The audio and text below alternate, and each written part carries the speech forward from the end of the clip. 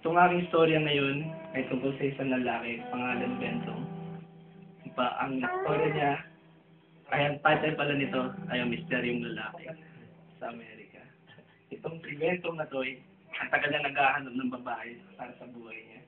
Pero wala siyang makita.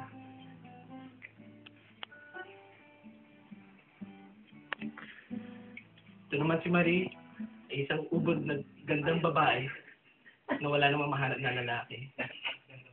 Money-eater ata eh. Pero siya isang ubod ng ganda. Walang buhok sa kiligili. Maputi ang singit. At malinamnam. Pot? Di ba? Paano mo? Mario. Ano mo si Betong? Ganda mo ah. Ngayon ako nakakita ng kinakagandang babae. May kiligili, mabango. Hindi ba ako mukhang pamilyar sa'yo? Hindi. Pues, ngayon, pamilyar na. Pot.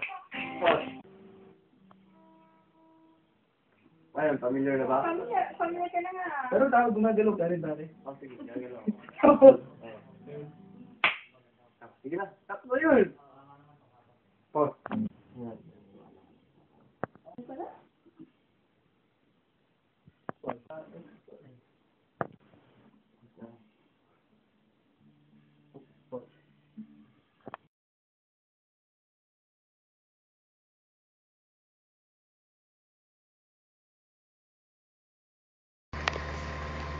Abangan nyo ang susunod na kabanata ng Misteryong Lalaki.